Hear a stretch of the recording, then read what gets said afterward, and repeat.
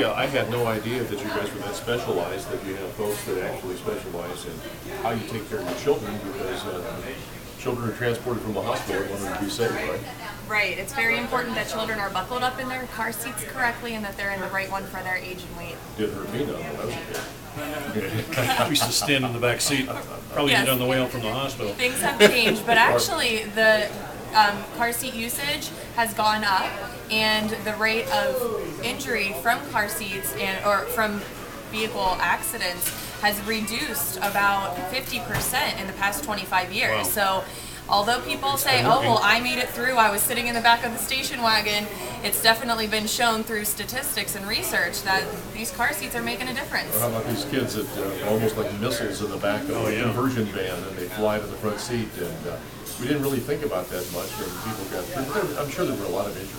Right. They just weren't really reported at that time. What is the state law now? Right now they have to be in a harnessed seat until they're at least 4 years old and 40 pounds.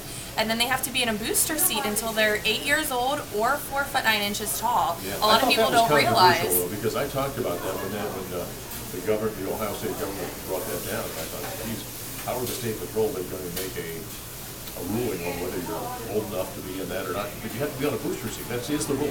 Right, and it's a primary offense now in Ohio. So in the past, if you got pulled over for speeding, you can get a citation if your child was not in the correct car seat. But now you can be pulled over if they see you driving down the street with your child flopping around in the back seat. Well, I see you have two different harnesses here and seats. So the difference is obviously as children grow, right?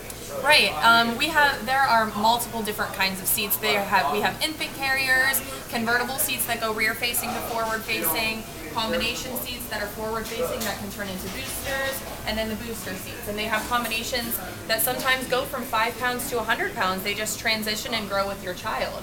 Because the recommendation is that they stay rear facing till they're 2 years old now. So they're, starting to change seats a little bit to accommodate those bigger children rear facing. I guess the thing I'm surprised about, and maybe I've got this wrong, but $50 each, I thought they'd be a lot more expensive. Well, we obviously get a discount for the seats, and each seat costs a little bit of a different amount, but generally for the price that we get through the manufacturer, they're around $50. So Akron Children's Hospital, that's another service that you have here. You have car seats for people who can't afford it. Right. And you keep them on hand, and if they're going home from the hospital, you make sure that the kids are going home safely. Right, and we have a whole education program with it too. So we don't just give the car seats out. We make sure that these parents are really understanding the importance of the seats, how to install them correctly. Most people do. Most parents that are having children, they come in and they understand, don't they? I mean, they've got to have the car seat, they go out and they purchase it.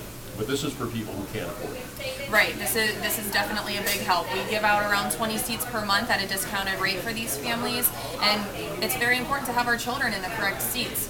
And also we do the car seat checks for free to anyone throughout the community. To make sure they're installed in the car. To make sure they're correct.